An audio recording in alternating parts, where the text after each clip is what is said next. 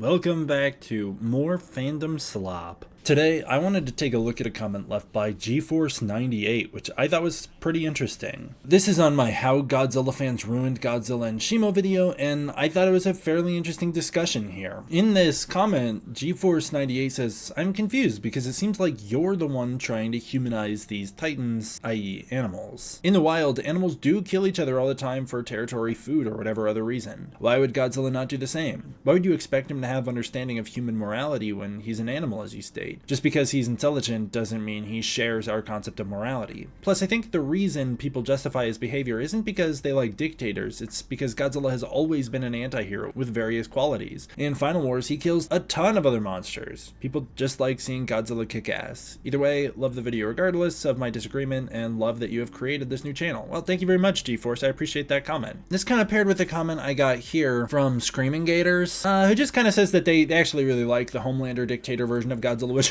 it just shows that I'm not the only one who interpreted Godzilla this way. Other people see Godzilla the same way, so it's not just me. Side note, I just noticed off to the side, emergency awesome. Why is your Monarch Legacy of Monsters Season 2 video titled Monarch Season 2 Episode 1 Godzilla Kong Supernova? Is that just, I guess, for analytic? Clearly your video did better than mine, so that's funny that you would title it like that, with Godzilla evolved in the thumbnail. What a goofy coverage of episode 1. Godzilla's not even in episode 1. That's silly. Yeah, well, you do you, man. Totally sidetracked right there.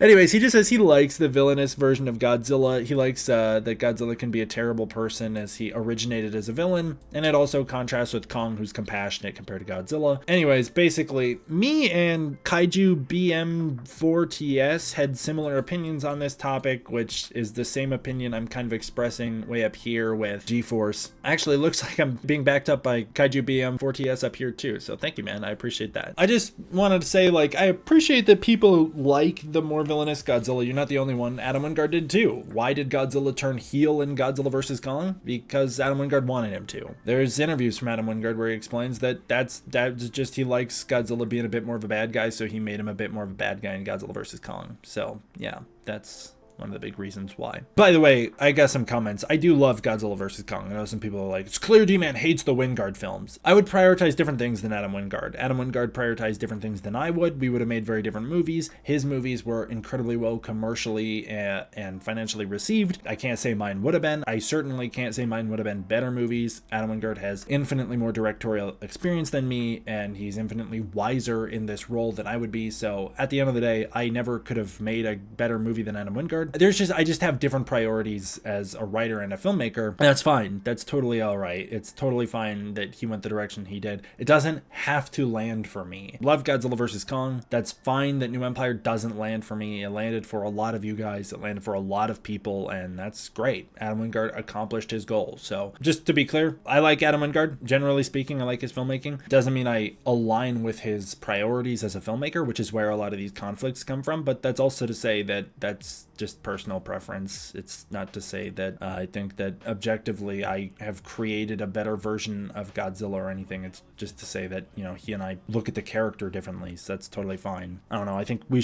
get more comfortable criticizing movies that we like or that are a part of franchises we like without creating some type of weird tribalism where, like, all of a sudden you have to hate Adam Wingard to criticize his movies. That doesn't make any sense to me. Anyways, just getting back into it here. I touched upon this in the last video, so go check that last video, but I actually wish they would have leaned more into the animalistic tendencies of Godzilla and the other Titans, as I think that would have been a very healthy thing for the character and for the MonsterVerse overall. As I said in the last video, I think that leaning into the animalistic nature, stripping them of the alpha status, keeping the apex predator status, he could still be the alpha in terms of that he's the strongest or the top of his food chain with no natural predators. That's all good and fine. But stripping away the political and social hierarchy of the Titans would have been a very compelling and much needed thing for the MonsterVerse overall. Unfortunately, that's something that the movies don't totally lean into. It's just become such a problem in the fan base because the novelizations and a lot of like the comic books lean into that aspect of Godzilla and the Titans, and it proliferates within the fan base, and so that's why the fan base is really latched onto that aspect, whereas even the movies don't really latch onto that. There's another reason why I consider the novelizations and such an expanded canon rather than part of the primary canon of the MonsterVerse. Anyways, yeah, I think that would have been very good if they leaned more into the animalistic tendencies, especially because Godzilla started out very very animalistic in Godzilla 2014. The problem is, this is an ongoing story. It's an ongoing narrative. The MonsterVerse is one story across multiple films and entries, just like the Marvel Cinematic Universe. It's not like even the Showa series of Godzilla, where it was way more standalone and way more disconnected. We now have an ongoing television series with 2 seasons of 10 episodes that are nearly an hour long each. The time investment alone into the MonsterVerse demands a higher level of quality and consistency, and at this point, the MonsterVerse doesn't even have as strong of consistency as the Heisei continuity of Godzilla films, which is actually very strongly connected from movie to movie. Very few things that they really mess up on, like the anti-nuclear bacteria never returning. That's one of the bigger examples of a big mistake they made that they never continued with. But generally speaking, the MonsterVerse demands a higher level of attention to detail than it's giving us, especially because it's claiming to be a cinematic universe, and it needs to live up to that claim. The problem is, Godzilla 2014 doesn't exist in a bubble. If we went from Godzilla 2014 to Godzilla vs. Kong, the personality jump of Godzilla all of a sudden laughing when fighting Kong would have been incredibly jarring, but his sudden portrayal as being a little more villainous, it would have been a little more organic and justifiable, as we wouldn't have had the very important middle step of Godzilla King of the Monsters. Godzilla King of the Monsters outright develops Godzilla's intelligence, sensitivity, and compassion towards humanity. The entire film hinges upon the central idea that Godzilla is the key to coexistence between Titans and humanity. Godzilla is the one creature capable of understanding and balancing out both. Godzilla can work within both the worlds of the monsters and the worlds of the humans to create harmony and coexistence and to preserve nature's balance. That's why the ending of the film tells us that Godzilla has been keeping the Titans in check, defending cities against aggressive Titans. Because Godzilla is not necessarily the sole protector of nature, he is actually the balance of coexistence, which requires a harmonious, symbiotic relationship between humanity and the Titans that benefits nature overall. This is the problem, is the second entry expands upon a lot of aspects of Godzilla while not expanding upon others. It does not expand upon Godzilla's animalistic tendencies. It does not expand upon any sort of ego within Godzilla. It does not expand upon any villainous aspects of Godzilla. Godzilla in the 2014 film very much has a Heisei Gamera-styled personality, and that is amplified tenfold with Godzilla King of the Monsters, which brings in elements of the heroic Godzilla from the 1960s. This is the Godzilla of the MonsterVerse. This is the Godzilla that they established. Godzilla goes out of his way at the start of the film to warn Monarch and the humans that King Ghidorah will awaken because he knows he's gonna need their help, building the themes of coexistence. He then comes face to face with the Monarch sub and shows appreciation towards Monarch for saving him after the oxygen destroyer goes off and after Serizawa's sacrifice, leading into the final battle where Godzilla leads the military into battle and works alongside of them. Then when Godzilla's getting his butt handed to him and is gonna die, it is the humans who save him again. Godzilla saves the humans multiple times. He saves them in Antarctica, he saves them off the coast of Isla de Mara, he saves them in Boston, and humanity repays the favor by saving Godzilla with Serizawa's nuke and by saving Godzilla in Boston. Coexistence,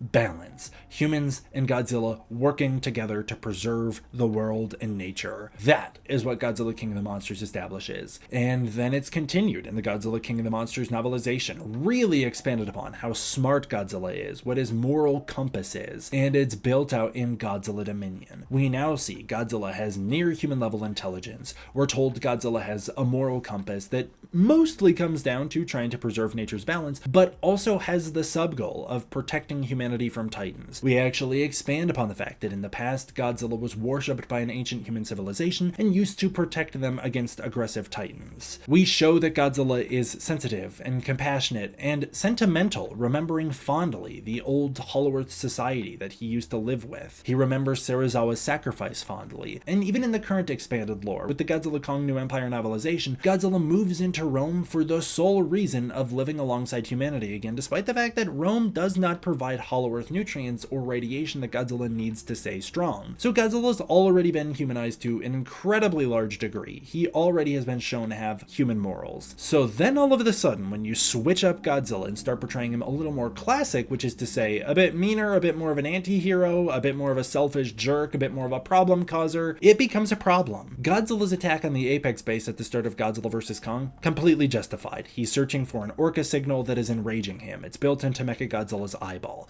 While it's not technically stated to be an orca, it's built on similar technology, and it was supposed to be an orca in the original script for Godzilla vs. Kong. Godzilla's attack at the Tasman Sea was originally motivated by the fact that Simmons activates in Orca Z, which enrages Godzilla, causing him to destroy the fleet while searching for the Orca Z, and now he's pulled into conflict with Kong because they're in close proximity, they don't like each other, they're both powerful monsters who both have, desires to defend themselves, and they both view each other as a threat, so they fight. Well, we got rid of the Orca Z, which means we've gotten rid of a lot of Godzilla's motivation to, as Adam Wingard says, turn heel. His attack on the Apex base is still justified, but now all of a sudden we've thrown in this third element where Godzilla has this race war with Kong, which really, I hate that it makes Godzilla's motivation boil down to just racism. Why does Godzilla go after Kong? Racism. It's not even to do with the fact that Kong is an alpha titan, as again I've brought up in the other video where I was talking about this. Godzilla doesn't need Kong to bow to him. In fact, the reason Godzilla spares Kong's life is because he's impressed that Kong will not bow to him. He gains respect for Kong's combat ability and for how strong-spirited Kong is, and he spares his life. That's how Godzilla vs. Kong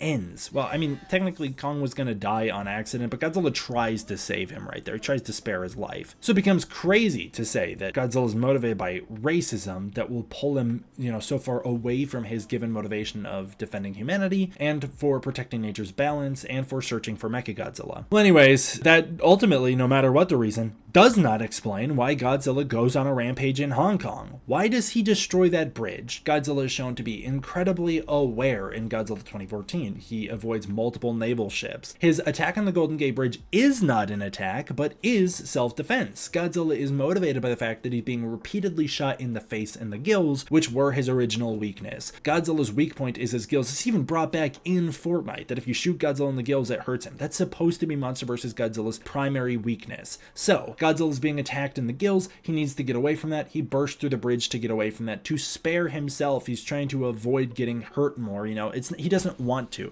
He's actually curious about the bridge. He shows up and he starts investigating it because he's never seen it before. Even in Godzilla 2014, he's avoiding causing damage in the streets. Throughout all of Godzilla King of the Monsters, Godzilla is shown to be incredibly aware of humans and tries his best to avoid collateral damage, and yet in Godzilla vs. Kong, he is actively not even causing collateral damage, but just causing direct damage. He destroys the bridge, he continues his rampage through Hong Kong, he responds to the Hollow Earth signal, he doesn't really, I guess it triggers him and he doesn't totally know what's going on, he blasts a hole into Hollow Earth, and then he completely drops his desire to protect humans. He is now enjoying the fight with Kong. There's a level of him that is getting satisfaction out of this fight, despite the fact that he's now trampling a city, killing humans who are not evacuated, which he definitely can see, killing them in the process. Then he fights Mechagodzilla and it's like, okay, that's what he was really angry about, and so that's all good and fine. Then we jump to New Empire, and all of a sudden, Godzilla's kind of back to his old business. To a degree, he's, something of a little bit more aware of humans in this movie. He moves into the Roman Colosseum and tries to be very dainty about it. He warns the helicopters to back off of him because he doesn't want to hurt them. But then he causes major destruction at the French nuclear plant, despite the fact that that's something that he shows to be upset when other Titans do. Well, we know why he needs to supercharge. It's still silly to say that Godzilla gets to do this and get away with it after he's already been displayed as being as intelligent as he is. And then he tramples his way through multiple cities rather than taking a path to the ocean that avoids collateral damage like he does in Monarch Legacy of Monsters. Now he goes out of his way to just trample through cities on his way to the ocean. Well, that still doesn't explain why he shows up in Egypt and starts causing enormous collateral damage again, especially because Adam Wingard confirms that Godzilla, and we also again have established Godzilla's pretty dang smart in Godzilla King of the Monsters. Godzilla knows that he's not supposed to be fighting Kong and that Kong's not his threat, he's just doing that out of ego. For people who say that it's because he's enraged by the Iwi battle gong, which has sent him a telepathic signal that things have gone wrong, and so he's in a higher state of rage. Hey guys, Bernie Hayes tells us the same thing happened right before the events of Godzilla King of the Monsters, right before Ghidorah was unleashed. Do you know what Godzilla did? Maintained a level head, warning Monarch that there was danger and bringing them to King Ghidorah. That is what happened. Godzilla showed his highest level of intelligence yet, and maintained the highest level of composure he has had the whole time. Yes, he does take out Monarch's observation drones that are too close to him, but he does not attack them. He shows up with the express intent of warning them that danger is on the horizon. That is his arch nemesis, an enemy who he has spent his entire life unable to defeat. He was able to stalemate and freeze Ghidorah, which is a sort of defeat, but he wasn't able to kill him and protect the planet long term. He always knew that there was a threat that Ghidorah could come back. Now he has to go up against Shimo and Scar King. He probably doesn't know exactly what the threat is, but he knows it isn't Kong, and yet he goes after Kong. Well, it's because Kong does an alpha roar. Okay, when did they say that? And then if that was the case, why does Adam Wingard, director of the movie, confirm that it was an ego problem, that Godzilla knows better and fights him anyway? Can Godzilla really not recognize that Kong is backing down from a fight here? There's more proof. Godzilla does not care if Kong bows to him. Kong is visibly submitting, saying he does not want to fight Godzilla in Egypt, and Godzilla tramples him anyways. It's because Godzilla's portrayal was changed to be more rageful, and it's totally fine if you like that. My problem is that we didn't build it. It just happened all of the sudden. It is a switch that occurs only when you get to Godzilla vs. Kong, as for the first 7 years of the MonsterVerse, Godzilla has been portrayed with a higher level of intelligence, sensitivity, and more heroism. Now we're leaning into aspects of Godzilla that we haven't leaned into before, but we didn't ease into them. We jumped into the deep end. We did not slowly, explore that Godzilla has some more anti-heroic tendencies. He just all of the sudden has them.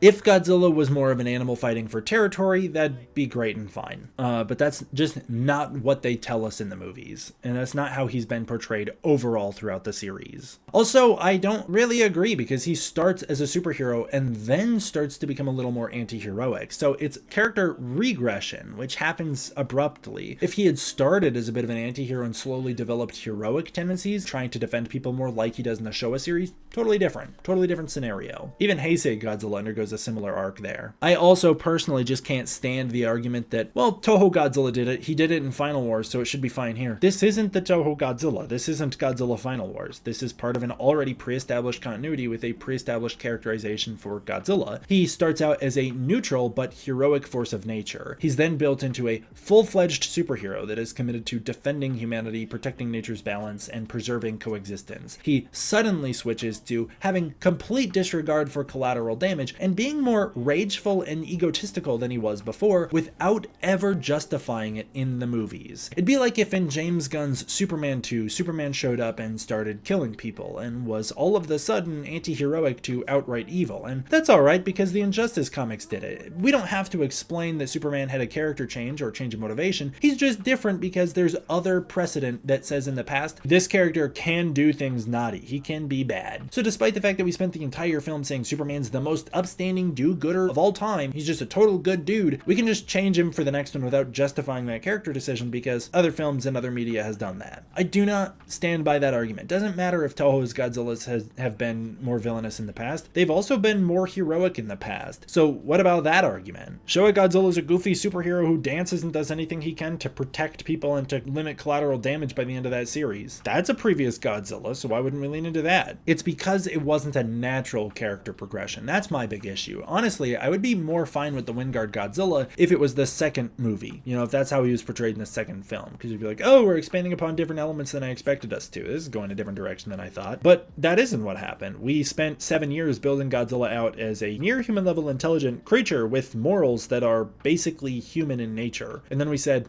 actually, he'll do things the way he wants to because of his ego, I guess. I'm not sure. It's all just a matter of preference. I know a lot of people really stand by and actually like the newer Godzilla more, which is totally fine. If you like that, that's great. No worries to anybody who prefers that Godzilla, that's totally cool. My problem is that it is too abrupt of a change for me, and that's why it doesn't land for me. That's why I think that they needed to work harder to justify those changes. Maybe Monarch Legacy of Monsters will start to do that. I'm not sure. I guess we'll have to wait and see. Either way, thank you guys for tuning in to another one of these. Thank you to all the support I get on this secondary channel. I really appreciate that. Thank you guys so much. If you want to support the channel, make sure to subscribe. I really appreciate all of you guys. Like and subscribe and comment down below what you'd like to hear me talk about next. Thank you guys all for watching.